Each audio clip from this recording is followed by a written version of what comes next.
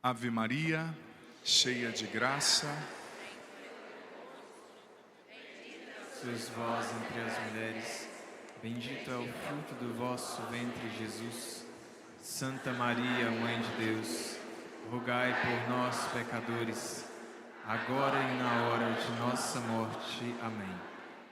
Santo anjo do Senhor, meu zeloso guardador, se a ti me confiou a piedade divina, sempre me rege, me guarda, me governa, me ilumina.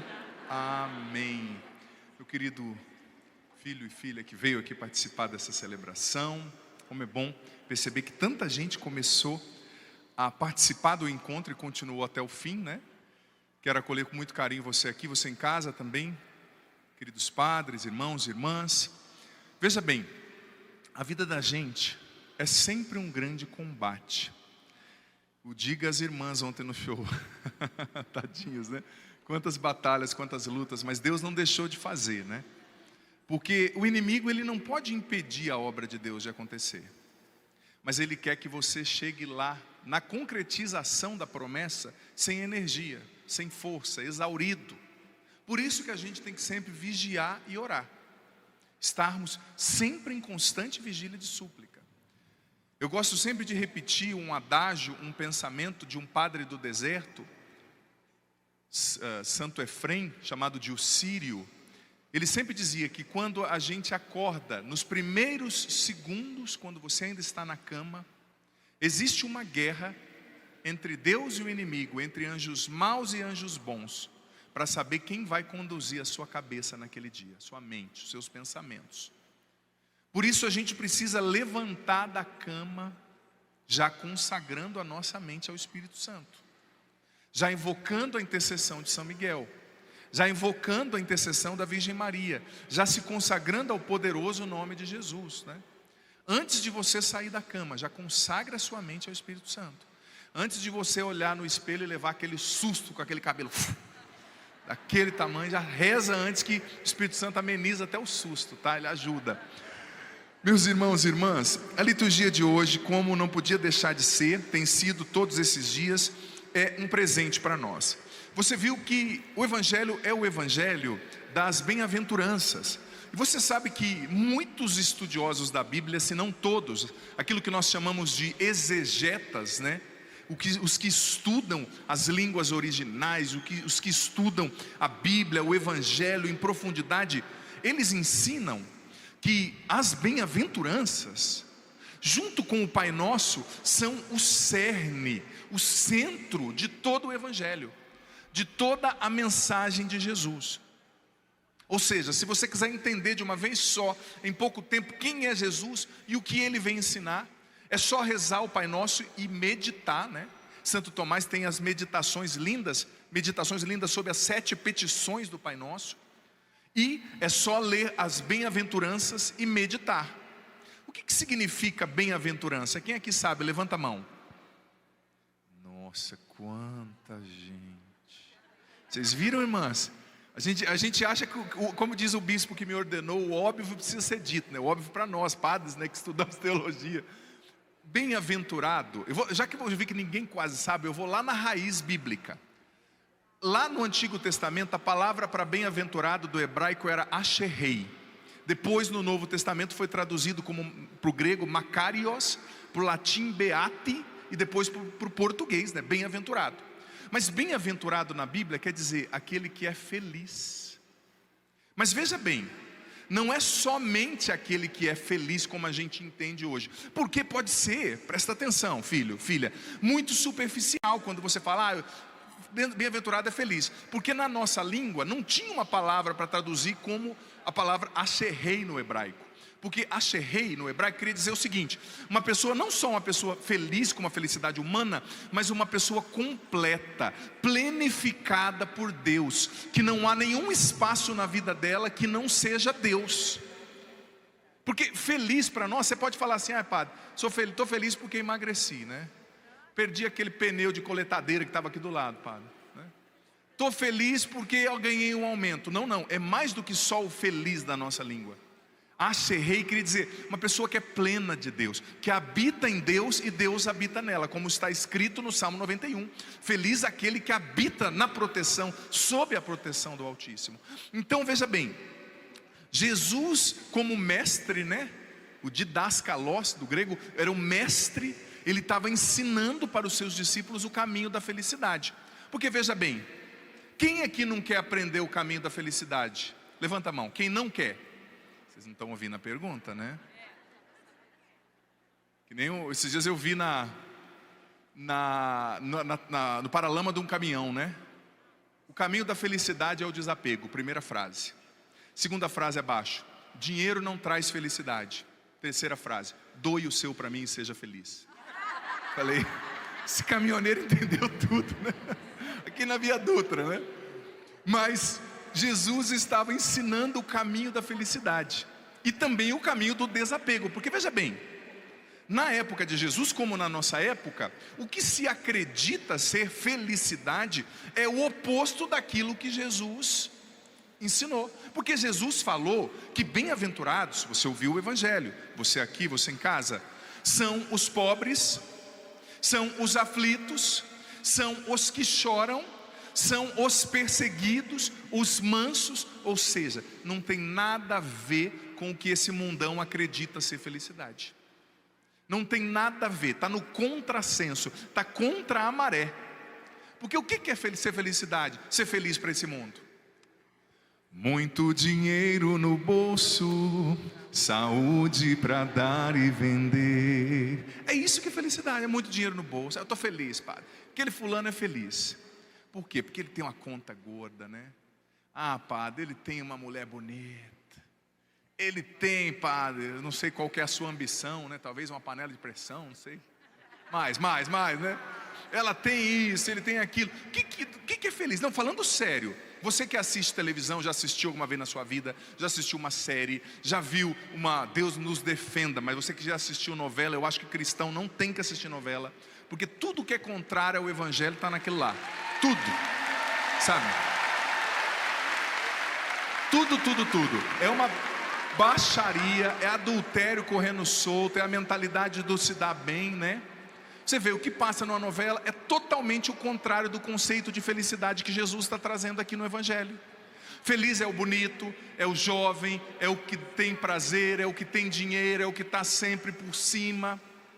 Mas essa não é a felicidade que Jesus está ensinando. Porque Jesus está nos ensinando que a felicidade plena, o paraíso, não vai acontecer aqui nessa terra. Aqui a gente tem que lutar para ser feliz com Ele, sim. Mas a felicidade plena só na visão beatífica de Deus.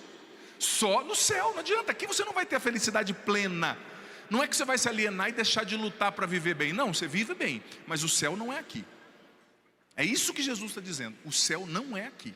Ele começa aqui, mas a eternidade é onde todos os nossos desejos serão plenificados. Os desejos que nem nós sabemos que temos, que estão na nossa alma, né? Mas tem gente que vive assistindo novela, sendo moldado por esse mundo e diz assim: padre, eu assisto novela, eu assisto série, mas eu sou mais do que isso não me atinge não. E eu assisto e depois vou rezar. Olha, me perdoe a sinceridade, uma pessoa me falou esses dias, eu fui estudar para ver. Sabia que isso é mentira? A ciência comprova que isso é mentira. Porque quando você assiste uma novela, uma série, uma música, aquilo que é arte, que é lúdico, aquilo atinge uma região do seu cérebro chamada amígdala, que é o cérebro reptiliano. E a pesquisa lá dos neurocientistas mostraram que quando atinge essa área, não passa pelo neocórtex, né, do cérebro, pelo crivo da razão. Você não pensa se é bom ou ruim, é outra área do cérebro. Você só acessa, só entra, o que vem entra. Você não consegue pensar, isso não está me moldando, isso eu não aceito, isso eu aceito. Não, vai direto naquilo que é o cérebro primitivo. Então a ciência hoje comprova que você é influenciado pelo que você assiste. Você é influenciada pelo que você vê, pelo que você ouve. E tem muita gente que está patinando na vida cristã porque ainda não abriu mão de algumas coisas que precisa abrir. Tem roupa de cristão, mas cabeça de pagão, cabeça mundana. E Deus não abençoa cristão fake. Se você quer a bênção de Deus, viva Jesus de verdade. Cata o touro pelo chifre, vá até o fim, roa o osso até o fim. Mas não, padre, a mim não me atinge. Atinge sim, arranja outra desculpa que essa até a ciência já já disse que não é isso, né? Mas voltando ao assunto das bem-aventuranças, Jesus está nos ensinando o que é ser feliz. E o que Jesus está falando, eu vou dizer para você, não é o que é celebrado pela nossa cultura. Não é o que é celebrado pela nossa cultura. Porque mais uma vez eu digo, hoje em dia as pessoas aclamam quem é bonito, quem tem muitos seguidores, quem tem dinheiro, quem tem fama, ainda que essa pessoa tenha conquistado o dinheiro roubando e passando muita gente para trás. Quantos políticos, me perdoe a sinceridade, já não fizeram isso, e outras autoridades aí? Mas se tem dinheiro todo mundo aplaude, é o máximo. Jesus está falando, não é assim. Por quê? Porque você ouviu a segunda leitura. O que o mundo considera como sábio e poderoso, Deus considera como lixo. E o que Deus considera como poderoso, o mundo despreza. A lógica de Deus é diferente da minha e da sua, não adianta. E o que é ser cristão? É começar a pensar como Jesus. Se você não pensa como Jesus, você não é cristão, me perdoe, você é fake. Olha para quem está do seu lado, não tem cara de cristão fake não, né? Graças a Deus. Dá uma sacudidinha nele e fala assim, ó, presta atenção, viu? Dá uma sacudidinha no ombrinho dele, dela. Mas isso é muito verdade. Se você não pensa, presta atenção, como Jesus, você não é cristão. Porque o que é um corintiano? O que torce por Corinthians. O que é um cristão? Infelizmente, né? Existem corintianos, né? Brincadeira. O que é um flamenguista? O que torce para o Flamengo. O que é um cristão? Que segue a Jesus. Tem gente que é cristão e diz assim, mas eu não concordo com tudo que Jesus fala. Então você não é cristão, raio nenhuma, porcaria nenhuma. Cristão é quem assume Jesus Cristo. E às vezes quando você começa a seguir algumas coisas do ensinamento de Jesus, tem gente que fala assim, eu sou cristão, mas eu não sou fanático. Tem pessoas que entendem que viver o evangelho é ser fanático. É a mesma coisa de falar assim, eu sou corintiano, mas eu vou no jogo do Palmeiras. Vai lá em São Paulo, vai ver o que a torcida do Corinthians vai fazer com você depois, né? Ou você é corintiano, ou você não é. Não dá para ficar com o pé em duas canoas. Ou você é cristão, ou você não é. Cristão pensa como Jesus. Às vezes, gente, tem muitas pessoas perdendo a salvação porque mergulha nessa cultura hipócrita que só celebra quem é bonito, o jovem. Você tem que estar sempre jovem, sempre com maquiagem. A gente está perdendo a noção da realidade. Esses dias eu encontrei uma pessoa, me perdoe o comentário, que ela sempre mandava pedindo bênção, pedindo oração, e eu via no meu Instagram, né? E um dia ela veio na minha missa, sinceramente, eu levei um susto. Levei um susto ao que eu vi a menina. Eu falei, caramba. Porque a bendita usa tanto filtro no Instagram, que ela fica 27 anos mais nova, né? Hora que ela falou, eu sou a fulana, quase que eu falei, eu te exorcizo quem quer que sejas. Uma cara de manga chupada que ela tinha. Sabe assim, ó. E não tem problema em ter cara de manga chupada. Eu e você vamos ter também. Talvez você já tenha com a boca murcha aqui, né? Não tem problema em ter cara de manga chupada. Só que a gente não aceita mais que a gente envelhece. Por quê? Porque o bonito é o jovem. Nisso a gente está muito atrás da cultura oriental, sabia? Cultura árabe, que valoriza os idosos, os mais velhos, que respeita a sabedoria dos idosos, que valoriza e honra os mais velhos. Agora, parece que o que é velho não presta na nossa cultura. Eu tenho que usar um filtro que me faz 30 anos mais nova. Aí quando eu encontro o padre assusta, né? É tanto filtro, é tanta coisa. Por quê? Porque a gente tem que estar sempre no look, no shape. Eu tenho que estar legal, padre. Não siga o pensamento desse mundo. A bem-aventurança, a felicidade para Jesus é outra coisa. É outra coisa. Porque o que o mundo diz? Feliz é quem pode comprar, é quem pode consumir, é quem realiza todos os seus desejos, né? Mas, por exemplo, o que São João da Cruz dizia, doutor da igreja? Renuncie os seus desejos e você vai encontrar o que o seu coração realmente deseja. Renuncie os desejos assim que estão só na camada mais superficial do seu ser e vai para dentro da sua alma. E aí você vai encontrar o que o seu coração deseja. Mas nós estamos num tempo que eu tenho que ter muito dinheiro, eu tenho que consumir. Olha, esses dias eu estava lendo uma frase de um filósofo ateu, o Schopenhauer. Quem conhece, estudou filosofia, ele dizia o seguinte: a vida de muitos se torna uma constante oscilação entre a ânsia de ter e o tédio de possuir. Uma constante oscilação entre a ânsia de ter, eu quero ter, eu quero comprar, eu quero comprar, eu quero ter um celular, semana que vem já tem outro, semana que vem já tem outro. Só que depois, quando você tem, ele vive o tédio de possuir. Esse celular não me preencheu, está faltando alguma coisa. E daqui uma semana esse celular já ficou velho, né? Esses dias eu vi uma pesquisa que um rapaz estava falando, olha, um autor, um escritor dizendo: quando eu descobri o sentido da vida, a vida mudou. Porque ele estava dizendo que a atualização constante de tudo faz a vida se tornar desatualizada, né? Tem um celular hoje, semana que vem já tem outro, e tem uma chapinha para o seu cabelo aí para dar um jeito hoje, semana que vem já tem outra 7 vezes melhor, e tudo está sendo atualizado, e parece que a vida está ficando desatualizada. Quando você descobre o sentido da vida muda. Esse homem dizia, nesse escritor, eu achei engraçado, ele é meio comediante também, né? Mas é verdade, é tanto, e você tem que corresponder, você tem que comprar tudo, você tem que estar bonita, você tem que estar na moda, você tem, será que você tem tudo isso mesmo? É isso que Jesus falou que é a felicidade? Não, Jesus está dizendo outra coisa. Felizes os pobres em espírito, porque deles é o reino dos céus. E o que é uma pessoa pobre de espírito? Pobre de espírito não é só um pobre financeiramente não, tá? Porque tem muito pobre financeiro que é cheio de orgulho, financeiramente falando, que é cheio de orgulho. Pobre de espírito é reconhecer que você tem necessidade de Deus, seja você rico ou pobre. É reconhecer que você é um mendigo de Deus, que sem Ele você não pode nada. É reconhecer a sua necessidade dEle para viver e respirar. O pobre de espírito, gente, é aquele que se reconhece necessitado de Deus e que acolhe a vida como um dom, como uma graça.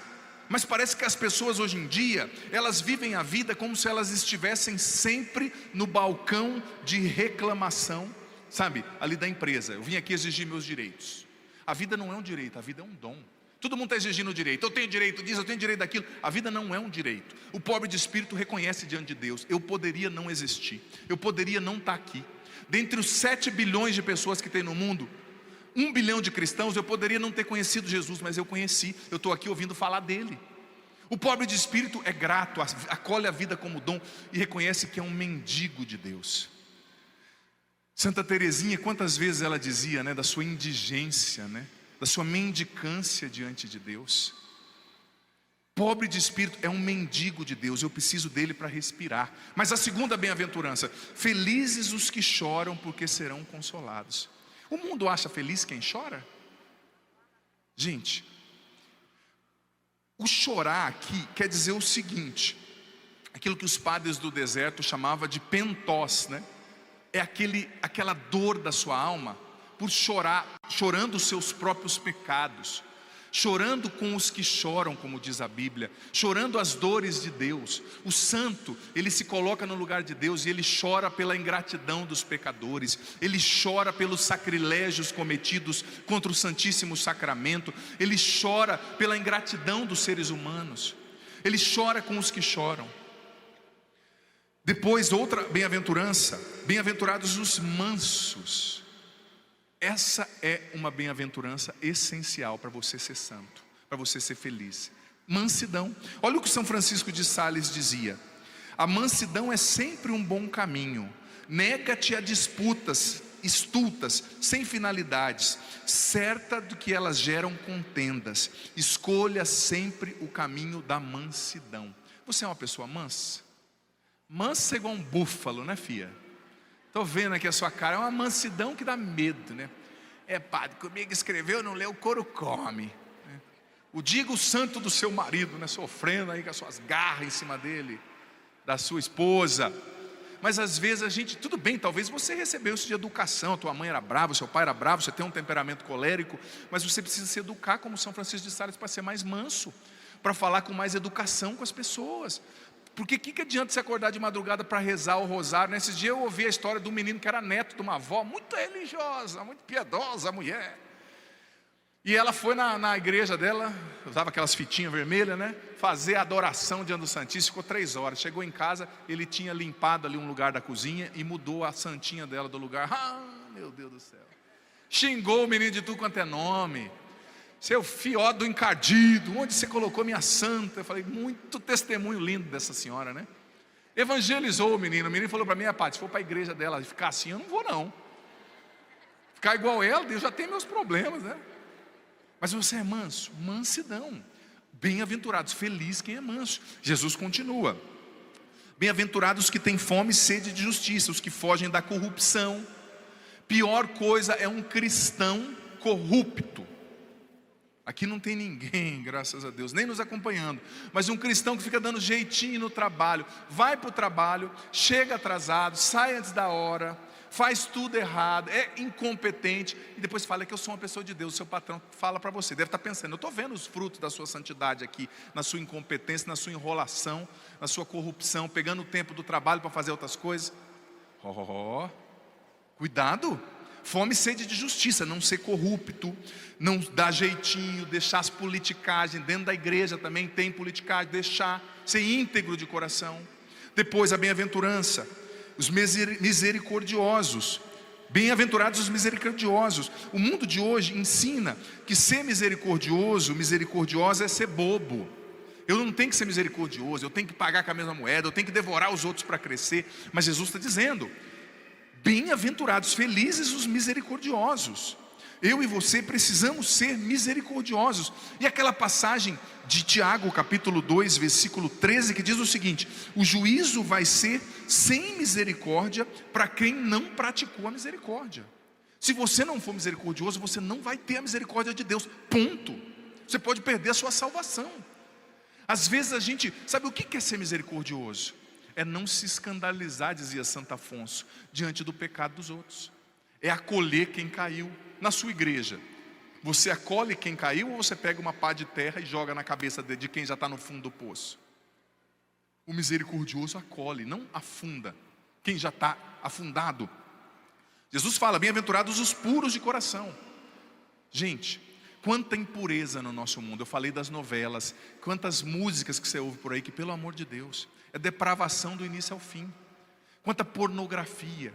Eu estava vendo uma pesquisa hoje, que a pornografia, a indústria da pornografia, movimenta 97 bilhões de dólares por ano, só nos Estados Unidos. 3 milhões e 75 dólares por segundo. A gente precisa levantar a bandeira da pureza nesse mundo.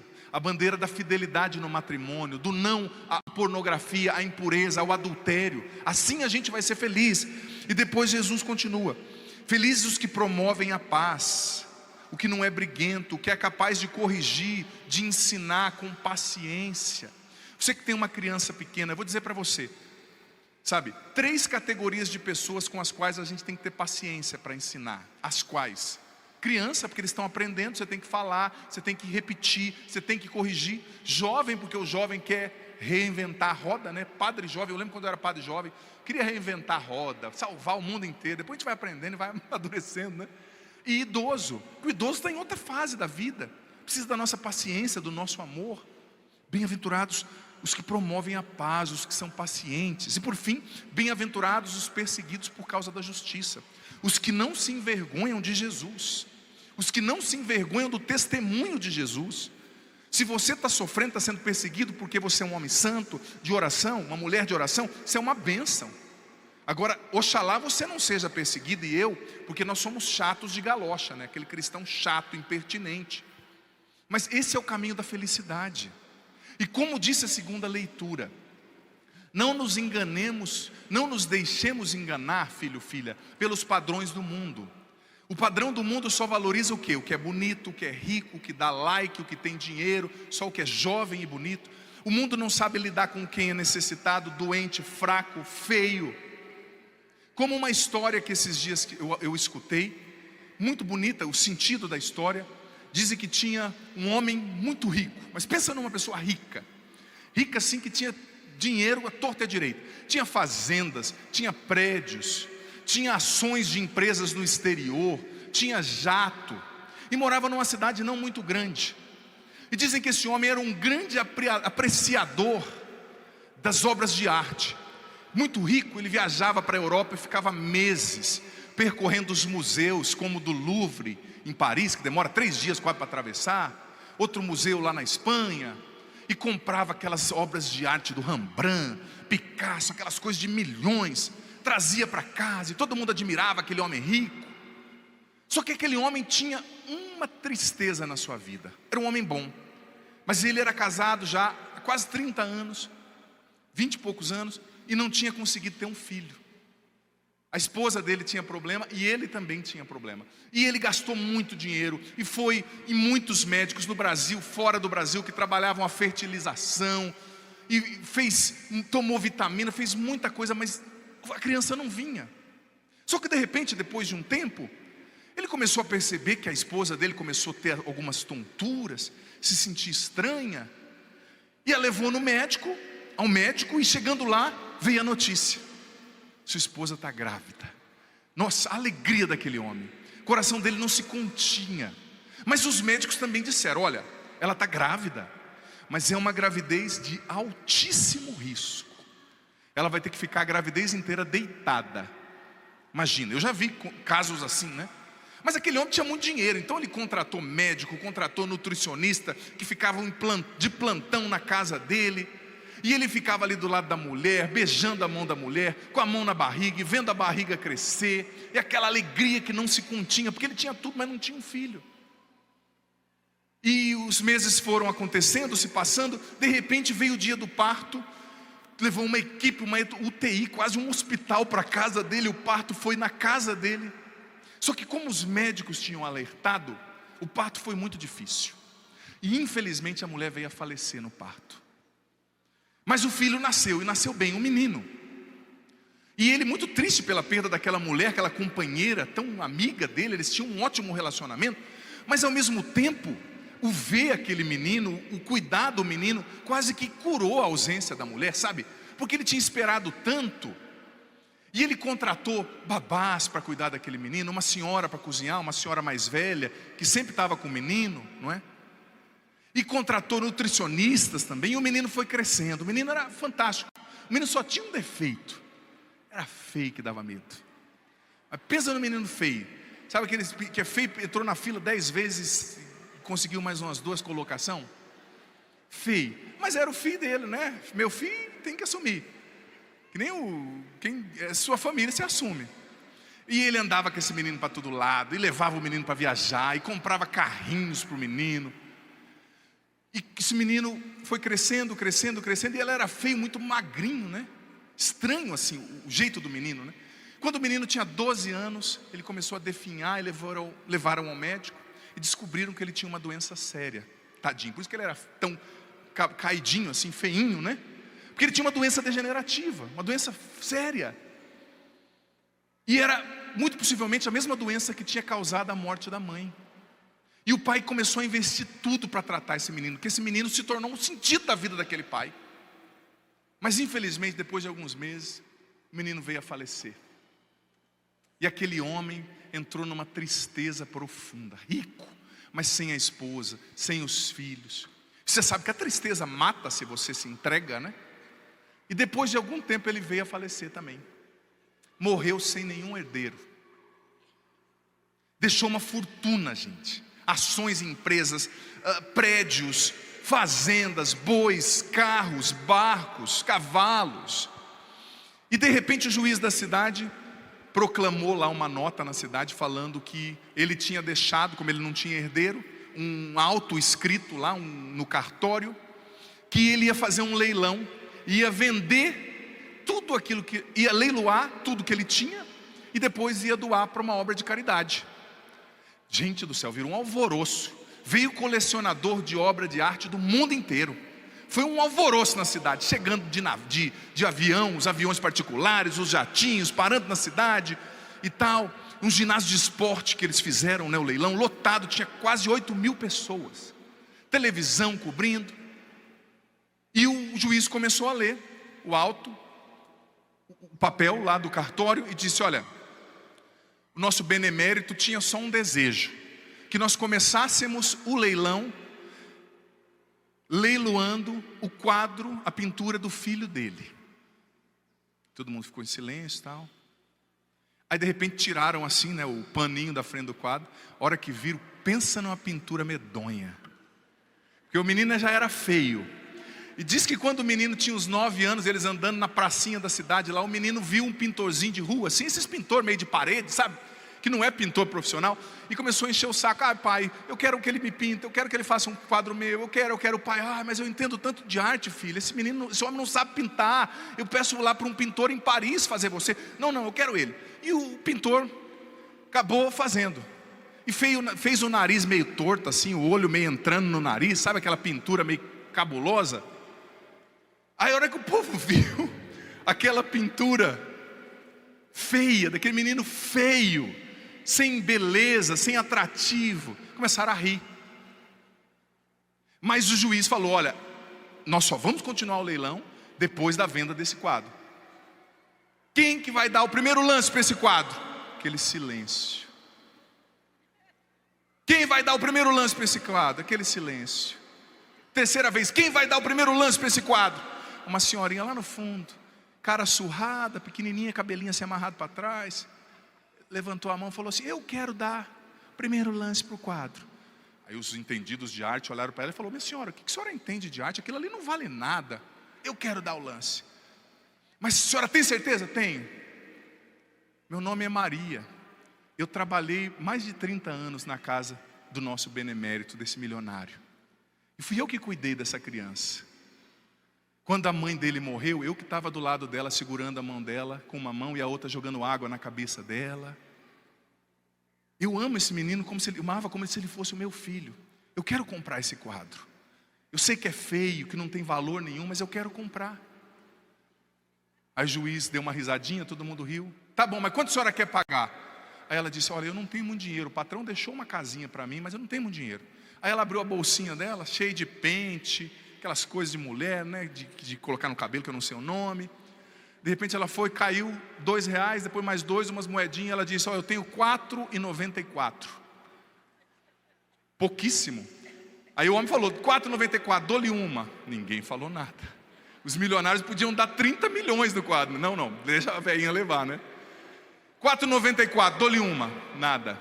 R$4,94, dou-lhe 2. Nada. R$4,94, dou-lhe 3. Nada. Bateu o martelo, vendido para a senhora. Aí ela foi, tadinha, mancando, pegar o quadro. A hora que o juiz levantou o quadro, ele viu que atrás tinha um envelope amarelo. Ele pegou e abriu.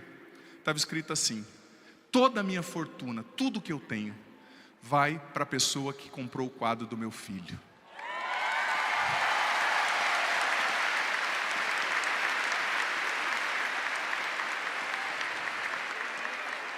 E todo mundo ficou assustado. Os homens podiam pagar 40 milhões naquele quadro, mas só ela comprou. E ela levou a fortuna para casa. E aquelas pessoas que estavam lá, somos eu e você. Porque diante de Deus, só alcança a salvação quem leva o quadro do filho dele para casa, desfigurado, feio, sujo, crucificado. Ou você leva Jesus com tudo aquilo que Ele é, ou você não tem salvação, nem felicidade, nem bem-aventurança e nem vida eterna. Tem muita gente que vem para a igreja, mas não quer o quadro de Jesus. Quer um quadro de um Jesus forte, poderoso, que faz curas, milagres, libertações, que abre o mar, que expulsa o diabo.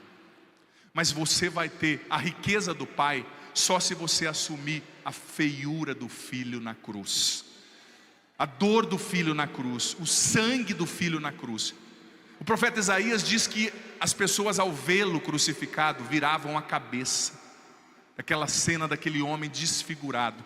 Mas quem não leva o quadro do Filho para casa, não tem as riquezas do Pai.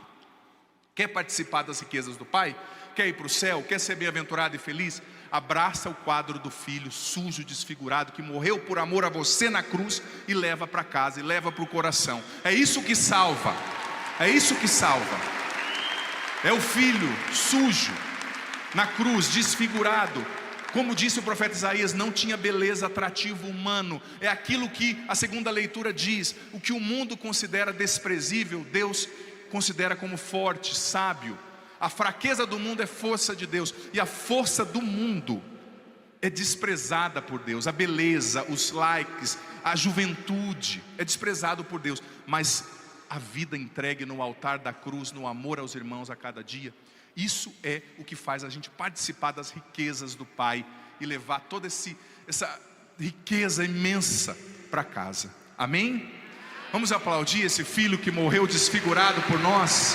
O quadro não é bonito não, mas salva. O quadro é desprezível para o homem, para o ser humano, mas salva. É ali na cruz que ele nos salvou. Amém? Vamos ficar em pé. Eu quero convidar os padres que venham aqui à frente, por gentileza. Quero convidá-los, padres, os diáconos também podem vir. Traz um pouco de água. E agora, você vai, filho, filha.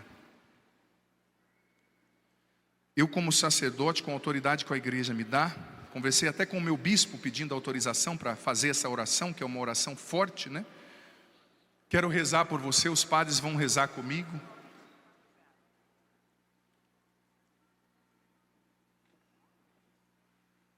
É uma oração autorizada pela igreja, composta pelo Papa Leão XIII, é um pequeno exorcismo. Então agora traga mais uma vez no seu coração as pessoas que precisam dessa libertação, as pessoas que precisam dessa cura, os familiares. Abra assim os seus braços como quem recebe essa oração. Jesus, nós tomamos a autoridade sobre esse lugar em Teu nome e proibimos tudo que não é Teu, toda manifestação do mal. Esse lugar está selado no Seu nome.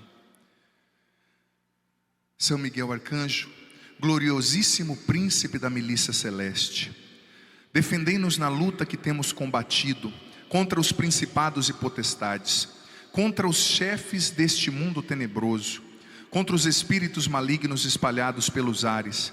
Vinde em auxílio dos seres humanos que Deus criou, incorruptíveis à sua imagem e semelhança, e a tão grande preço resgatados da tirania do inimigo.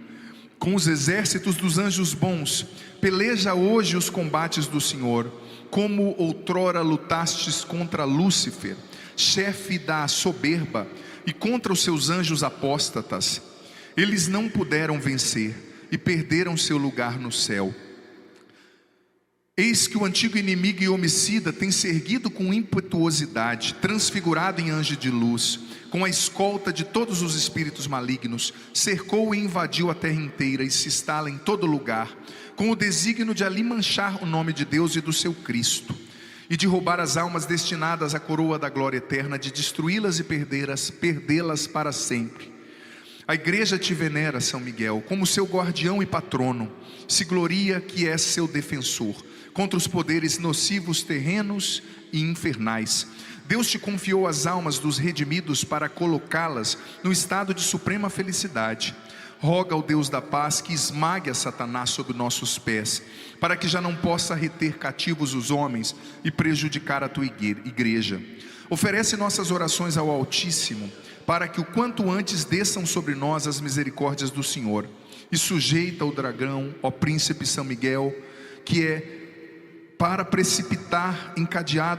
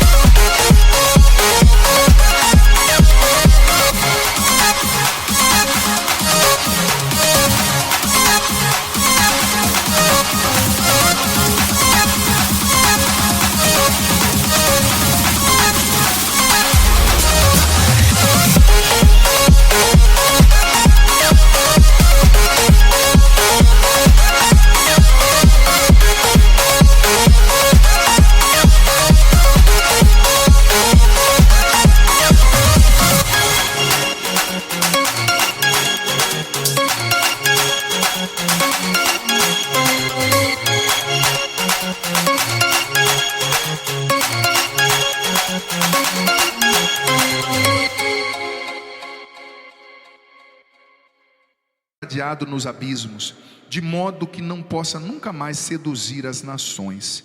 Depois disso, confiados em tua proteção e patrocínio, com a sagrada autoridade da Santa Mãe Igreja, nos dispomos a rechaçar as pestes das fraudes diabólicas, confiados e seguros em nome de nosso Senhor e nosso Deus Jesus Cristo.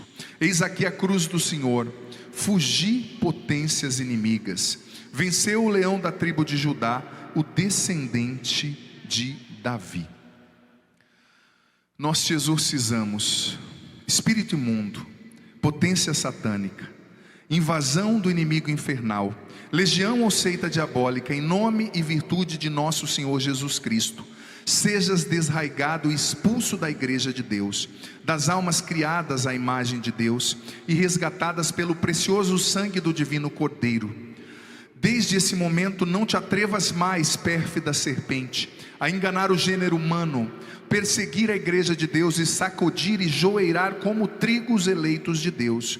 Manda-te o Deus Altíssimo, em quem em tua insolente soberba ainda pretendes assemelhar-te, o qual quer que todos os homens se salvem e cheguem ao conhecimento da verdade.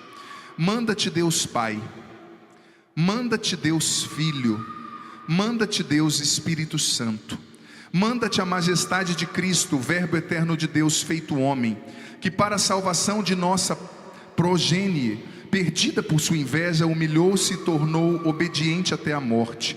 Ele que edificou sua igreja sobre a pedra firme, prometeu que as portas do inferno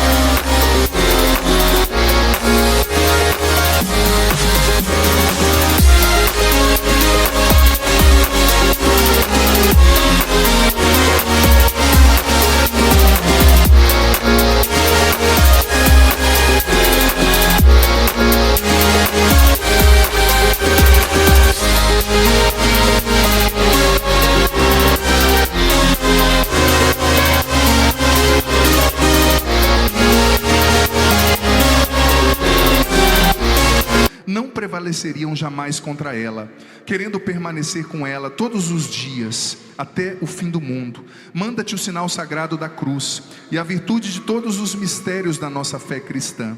Manda-te a poderosa Mãe de Deus, a Virgem Maria, que desde o primeiro instante da sua imaculada concepção, pela sua humildade esmagou tua cabeça orgulhosa. Manda-te a fé dos apóstolos Pedro e Paulo e de todos os outros santos apóstolos. Manda-te o sangue dos mártires e a piedosa intercessão de todos os santos e santas. Então, dragão maldito e toda legião diabólica, nós te esconjuramos pelo Deus vivo, pelo Deus verdadeiro, pelo Deus santo, pelo Deus que tanto amou o mundo até dar-lhe seu Filho único, para que quem nele crer não pereça, mas tenha a vida eterna. Cessa de enganar as criaturas humanas e de derramar sobre elas o veneno da condenação eterna. Cessa de danificar a igreja e de armar laços à sua liberdade. Vai-te embora, Satanás, inventor e mestre de enganos, inimigo da salvação dos homens. Cede lugar a Cristo, em quem não encontrastes nada de tuas obras. Cede lugar à igreja única, santa, católica e apostólica, que o próprio Cristo adquiriu com seu sangue. Humilha-te sob a poderosa mão de Deus, treme e foge à invocação feita por nós, do santo e terrível nome de Jesus, que faz tremer o inferno, a quem as virtudes dos céus, as potestades e as dominações estão submissas, a quem os querubins e os serafins louvam sem cessar, dizendo: Santo, Santo, Santo, é o Senhor Deus dos exércitos. Senhor, ouvi a minha oração e chegue até vós o meu clamor. O Senhor esteja convosco. Ele está no meio de nós. Enche, Senhor, com teu Espírito Santo cada filho e cada filha que está aqui, quem nos acompanha em casa. Preenche o espaço vazio que ficou em nós por essa libertação com teu Espírito, e silencia, Jesus, em teu nome toda ação do mal, que a libertação seja silenciosa.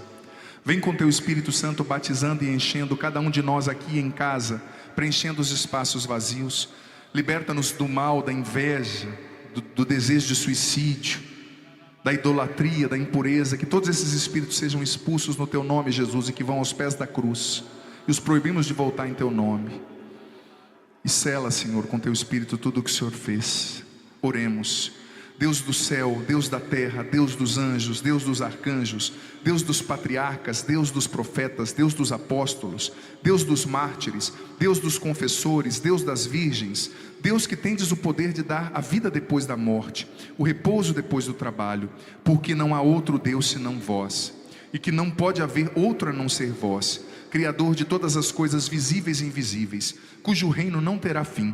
Com humildade suplicamos que a vossa gloriosa majestade se digne livrar-nos poderosamente, e sãos e salvos de todo poder, laço, mentira e malvadez dos espíritos infernais. Nossa resposta primeira será: livrai-nos, Senhor, das emboscadas do inimigo.